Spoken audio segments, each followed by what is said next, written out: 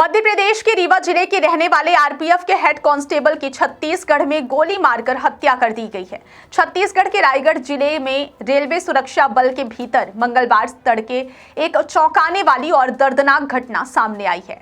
रीवा के रहने वाले हेड कांस्टेबल पीके मिश्रा की हत्या उसी आरपीएफ पोस्ट के भीतर कर दी गई जहां वे ड्यूटी पर तैनात थे। हत्या किसी बाहरी व्यक्ति ने नहीं बल्कि उनके ही साथी आरपीएफ जवान और बैचमेट एस लादेर ने की।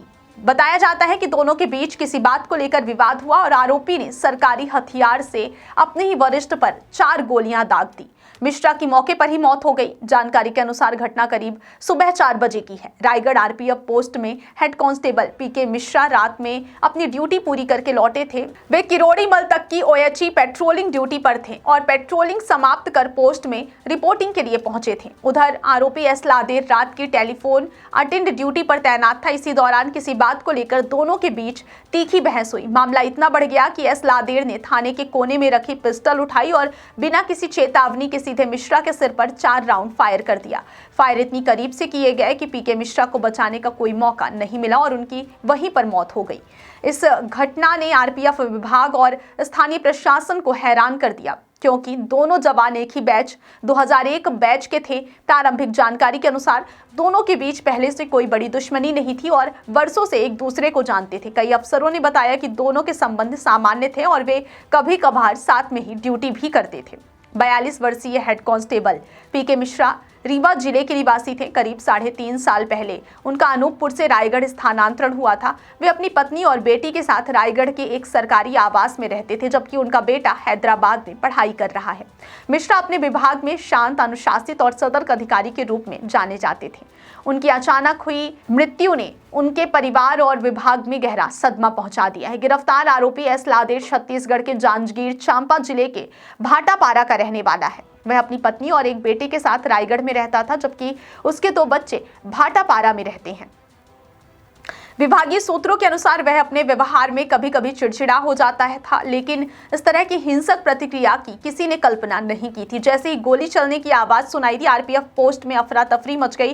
प्लेटफॉर्म ड्यूटी पर तैनात हेड कांस्टेबल पी खलखो और जीपी यादव सबसे पहले मौके पर पहुंचे और उन्होंने ऊपर तक सूचना पहुंचाई। कुछ ही मिनटों में आरपीएफ के वरिष्ठ अधिकारी पोस्ट में पहुंच गए। पोस्ट को तुरंत सील कर दिया गया, सभी दरवाजे बंद कर दिए गए और केवल जांच टीमों तथा अधिकारियों को ही अंदर जाने की अनुमति दी गई। मृतक का परिवार भी पोस्ट के भीतर बुलाया गया और उन्हें सुरक्षा के बीच रखा गया। घटना की गंभीरता को देखते हुए बिलासपुर रेंज के आईजी मुनव्वर खुर्शीद स्वयं मौके पर पहुंचे। फॉरेंसिक विशेषज्ञों ने आरपीएफ पोस्ट का संपूर्ण निरीक्षण किया। पिस्टल कहां रखी थी, आरोपी ने कितनी दूरी से गोली चलाई, कितने फायर हुए, गोली के खोल कहां गिरे, इन सभी बिंदुओं की बारीकी से जांच की जा रही है। बताया जा रहा है कि पिस्टल आरपीएफ पोस्ट के एक कोने में ऑफिशियल वेपन स्टैंड पर रखी थी। आरोपी ने वही हथियार उठाकर गोली चलाई। आरपीएफ पोस्ट के ठीक सामने दुकान चलाने वाले श्याम सरकार ने बताया कि उन्होंने गोली चलने की आवाज तो नहीं सुनी, लेकिन सुबह 6 बजे के आसपास पता चला कि पोस्ट के भीतर कोई बड़ा हादसा हो गया है। उन्होंने बताया कि सुबह से पोस्ट में भारी हलचल थी, अधिकारी लगातार आ जा रहे थे, किसी को अंदर नहीं जाने दिया जा रहा था। घटना के तुरंत बाद आरोपी एस लादेर को हिरासत में ले लिया गया। शुरुआती पूछताछ में उसने बताया कि किसी निजी बात को लेकर विवाद बढ़ गया, जिसके बाद उसने अपना नियंत्रण खो दिया। हालांकि पुलिस और आरपीएफ अधिकारी इस बयान को पर्याप्त नहीं मान रहे हैं और हत्या का सही कारण जानने के लिए गहराई से पूछताछ कर रहे हैं। अधिकारियों ने आरपीएफ पोस्ट की सीसीटीवी फुटेज कब्जे में लेने का आदेश दिया। फुटेज में विवाद से ठीक पहले और बाद की स्थिति स्पष्ट रूप से सामने आने की उम्मीद है। यह भी जांच की जा रही है कि क्या किसी तीसरे व्यक्ति ने दोनों के बीच झगड़ा बढ़ाया या पहले से कोई दबाव था। पीके मिश्रा की मौत की खबर जैसे उनके घर रीवा और रायगढ़ में पहुंची, परिवार में कोहराम मच गया।